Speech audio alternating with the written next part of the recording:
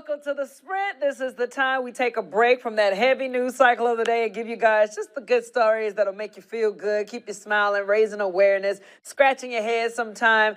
This weekend was actually a very jam-packed weekend. I went to the Shred event for the first time, the WSLS Shred event that we put on every year to try to help you clear that clutter out and do so in a safe manner where you shred all your documents so that nobody steals your identity, which is the main important part about that event. But it was so nice meeting all of you guys out there. You guys know how transparent I am. I absolutely love seeing so many different personalities come out, some of the different conversations we had. So I just want you guys to know, y'all made my day coming out there. I had my little speaker going. We were just jamming out, had people jamming in their cars and stuff. So it was actually a really, really good time, a really fun time. And I can't wait for next year's event. So if you guys are interested in that, you know we're going to do this every single year. So if you missed this event, don't worry. I'm pretty sure they're going to kick it off again next year.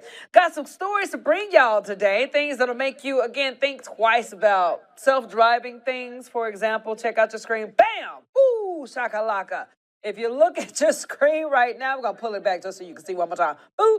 Yeah, that's a Tesla that decided to take care of a patrol unit. Yeah, so this is some type of stop that went down. And yes, the crash happened because the self-driving function, I guess it just stopped out of nowhere. I don't know. Either way, it's one of those situations where I do not ever want to be in front of a self-driving Tesla. I don't care how much technology is in there that's meant for it to stop before it gets to me. I got trust issues. Either way, are you guys for these or you're against them? We're going to get into that later on in the Sprint. But first and foremost, we got a warning to send out to parents because get this, teens are hacking their e-cigarette devices and they're calling this process called dripping. Okay, so yeah, apparently dripping is when someone takes a part of the e-cigarette and drips the liquid directly on the machine's coils to produce more vapor and potentially a higher hit of nicotine. Researchers at Yale say that out of 7,000 high school students they surveyed, about 30% of them say they did it to produce a strong hit. They say that parents should ask their kids if they've tried it and discuss the dangers of e-cigarette use. Y'all, come on now, kids, I need y'all to chill out. And you know, it's kind of sad because I'm pretty sure back in the day, this is, I guess, the form of cigarettes, you know, how things were advertising to cigarettes and all that good stuff.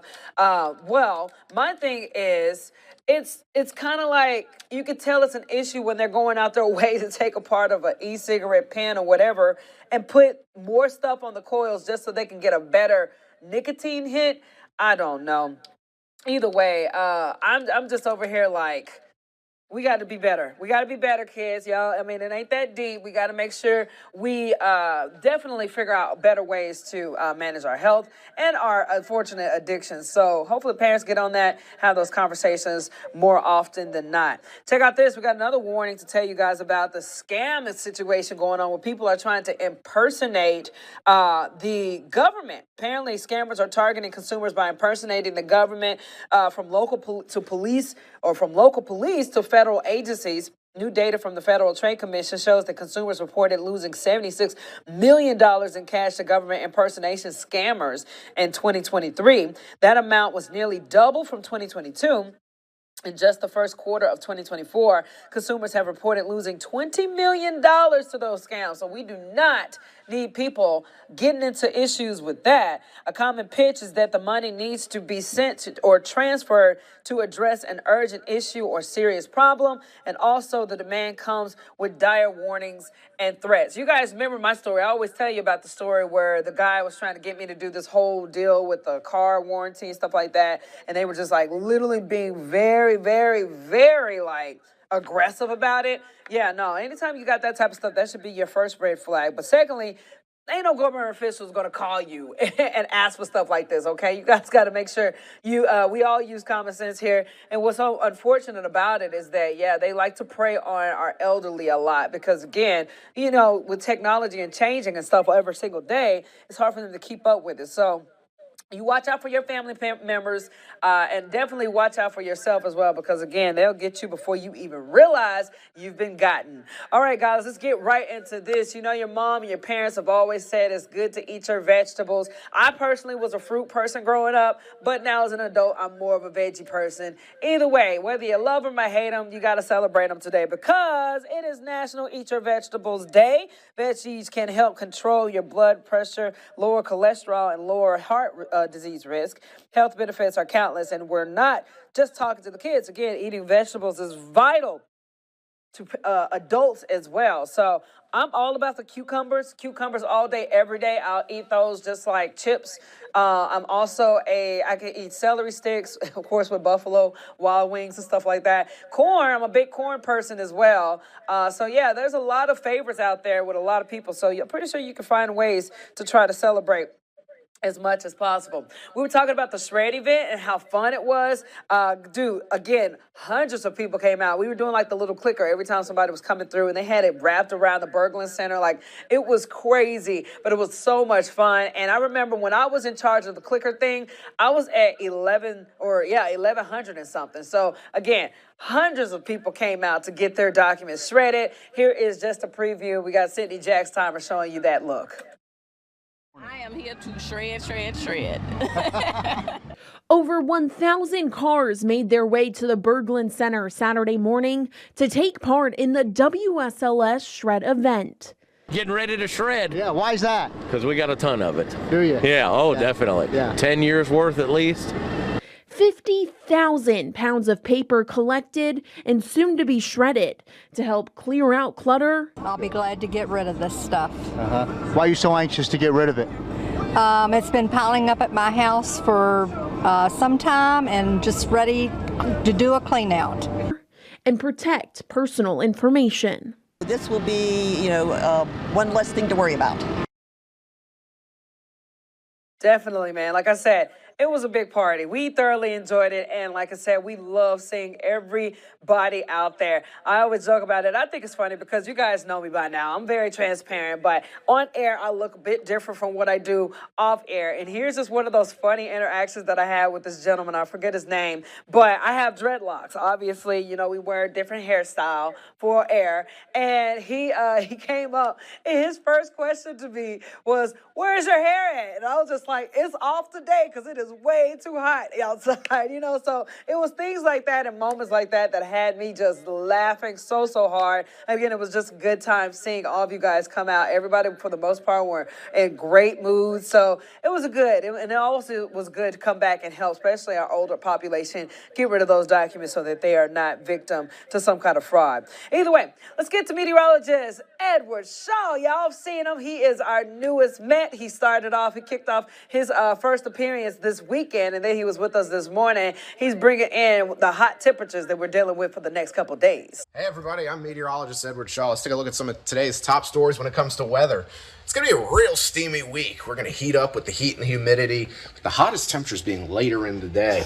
Now tonight we could see some scattered showers or storms here overall, but we'll have to see what happens with that. Today's highs mostly in the upper 80s to low 90s, even in parts of Roanoke and most of the area. As you can see, overnight temperatures cool down just a little bit, and then tomorrow's highs, we're really going to start to heat up starting tomorrow and then later in the week. Looking at your 7-day outlook, it's going to be very sunny this week with a chance of showers and storms here in the weekend. That's all from me. I'll see you next time. All right, Edward, thanks so much for that forecast. Again, you guys follow him on social media, his Facebook page, his Instagram. He's a pretty cool cat, man. He had a good time with us out at the Shred event as well, so you probably saw him getting down, jigging around with us when we had the music going also. All right, guys, after the break, we're getting into some more news of the day that'll make you smile. For example, we were talking about vegetables earlier. Well, they just found George Washington's old preserved cherries. We're talking about that, and we're also talking about this bad boy right here. This Tesla decided to say, "Move, get out the way, cop." And I'm telling you, thank God nobody was seriously hurt. We're getting into all of this stuff and more coming your way after the break. Stay tuned to WSLS.com on the Sprint. Welcome back to the Sprint, guys. Let's get right into it. So, archaeologists apparently found 35 bottles of perfectly preserved cherries in George Washington's Virginia mansion. So, this is what happened. Apparently, 29 of them still intact with cherries and berries stored inside. Mount Vernon's CEO says that they are likely from before the American Revolution. Scientists will analyze the contents of the 18th century bottles. Researchers hope to learn more about how enslaved individuals prepared meals. This is pretty unique to have this kind of history found. I personally wouldn't at all try to taste these at all whatsoever. But again, I mentioned earlier, it reminded me of Holes. You remember on Holes when they had the peaches that Kiss and Kate Barlow and all that good stuff? Well, those peaches were apparently, preserved over a long period of time. What is it? Not Stanley Yoness. I'm trying to come up with the guy that always was just like, I can fix that.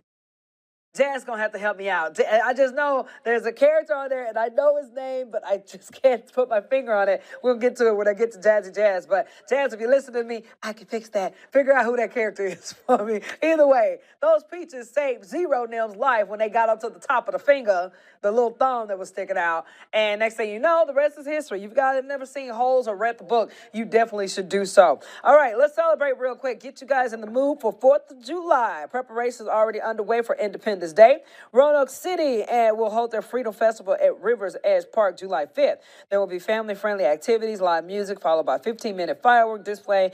And organizers say they're excited to bring community together for the holiday. Admission will be free, with plenty of food and beverages available to purchase. So that's going to be a really fun event. I'm excited about it. I love me a good firework display show. It's always good news, especially when you have so many people that are coming out and just enjoying just the all-around good time, Just a good time. You feel me?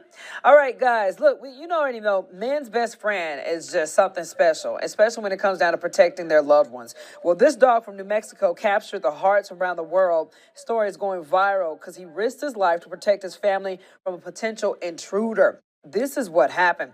This is Pancho. Police say that he was rescued from Española Humane 8 years ago, but last week he rescued his family. Local police say that a 16-year-old trespassed on the family's property armed with a knife, but Pancho didn't let him get far. The dog put up a fight that nearly cost him his life. Now the hero is getting the recognition he deserves. On Wednesday, the popular Instagram account We Rate Dogs reposted the story and gave Pancho a rating of 15 out of 10, which is their highest honor. Post has been liked by more than 500,000 people. A lot of people singing his praises. Again, shout out to this angel right here, because again, having a beautiful, you could just tell the soul of this dog was just not going, especially when he protected his owners. That's always a blessing. Courageous, if anything. And like I said, Lord, I hope that teen, whoever the situation he may be or whatever he was in, hopefully he turns his life around. I hope he sees the story and thinks to himself, okay, I'm given a second chance at life. I need to correct my wrong, because what I did to this dog was just unnecessary, uncalled for, brutal, evil, you name it. But thank God Pancho is still living to bark another day, and his family is still loving him just as much, to where he has a 15 out of 10 rating. That's the highest that rate system has ever gone. So yeah, he definitely deserves it. All right, guys, let's get to the self-driving story, okay? My question to you, are you in for the self-driving Teslas or not? So I'm going to read you guys exactly what happened, okay? So a Tesla, apparently operating on one of the company's automatic driving systems, crashed into a parked police vehicle. This happened near Los Angeles and nearly missed an officer who was managing traffic at another crash. Tesla driver told police in Fulton that he engaged the vehicle's self-drive system and used his cell phone. According to the police statement, collision appears to be another in long list of crashes in Teslas using a partially automatic driving system hit fire trucks or police cars parked on the road with flashing lights activated. In this case, the officer had put out flares. So police said that the crash is still in investigation, but called California's driver conduct a clear violation of responsible driving practices and California's law. So I'm assuming from reading this, you guys correct me if I'm wrong, it seems like there was a person in the car had the feature going, but he got on a cell phone and didn't realize that he was not. The car was just like, yo, I'm about to go. It says that made Tesla recall its full self-driving and autopilot systems, is aware of the crash and has contacted Tesla for more information. So the U.S. National Highway Traffic Safety Administration made that recall. So if you're looking at your phone right now, this is from the perspective of, I'm assuming a body cam of some sort. You can see the Tesla's coming. I bet this person is just like, whoa, whoa, whoa, whoa, let me get out the way. The officer runs out of the way, and then next thing you know, you see the collision happening from another surveillance footage, him running out the way, and then watch this, boom, right there. That is crazy. And then look at the damage that was left behind because of this crash. This is just one of those situations where, again, I've always had trust issues. Ain't no way in the world I would ever get behind the wheel of a car that's driving by itself or be one. I don't want to be on the road of a car that's driving by itself. So let's get Jazz in on this. Jazz, this is just one of those situations where I always fear that this is going to happen, and it's scary that this happened more than once now. Yeah, it's starting to become extremely alarming. I know for me, I'm with you on the fact that I wouldn't get behind the wheel of a car that I'm not controlling myself. I just can't. I have trust issues with it, and to see that it's something that is continuing to happen, because it's like you said, this isn't the first time that this has happened, is just extremely alarming, concerning, and I hope that a lot of the mechanical issues are addressed, because I've been seeing reports on this for a while. Yeah. Yeah, it's absolutely scary. And it's one of those situations, like you said, we don't want to be in a car, let alone on the road. Like if I was driving and I saw somebody just chilling and the car is driving by itself, I don't like that. That doesn't make me feel safe. So at least they need to do is get this. And my thing is, I don't even understand what's the point of putting that feature in the car. Like, are you that lazy, or are you that? I'm not even gonna say lazy, because again, I'm not trying to call people out there who got Teslas and who like to do the self-driving feature. But come on now, you get in a car. That's what your responsibility is to be aware of your surroundings when you're driving. You can't just let it go, in my opinion. That's just me. Yeah, no, I completely agree with you. I feel like this is just not. I personally would not feel safe knowing that someone is allowing their car to drive for them, as opposed to being aware and paying attention to the road and being alert. You're allowing your car to do the work for you. Mm-hmm. And I feel like anything could happen, any sort of malfunction, like any sort of machine, anything could happen. Yeah. That's just the nature of the beast. So me personally, like I said, I cannot put my trust into something that does not. I just couldn't put my trust in. So it's just a lot to it. It's always scared me since it launched. I think it's a cool concept, but when you start to really consider just the dangers of it, it starts to just give you a lot of anxiety. Yes. Okay, so Jazz, I can fix that. Who that is? Who is that? Sam. Who is it? Sam. Yes, it is. Okay, I was like, his name is not Stanley. So that makes me so happy now. But do you know that cherry story, does that not make you think of that? Yeah, when you first said it, I started laughing. So I remember him when I was younger.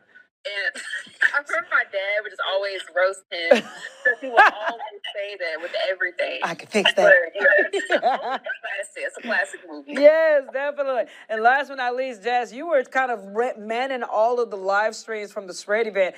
You saw it from above. That was a pretty cool shot that y'all had. It was a lot of people. A lot of people showed out, and like I said in our last Sprint episode, this has always been a very, very popular event for our community. So I wasn't surprised to see that a lot of people came. We shredded over 50,000 pounds of paper. Woo! So, yeah, it's insane how much turnout that we got. But it's just incredible seeing just the impact on the community that this event has, and just how much it means to people in the community. And I just love to see it, and I love seeing people be able to interact with our WSLS 10 family, and I'm glad that we get to help you all in some sort of way, in a way that's beneficial to you all. So yeah, it was pretty cool. And we had a shredder winner, right?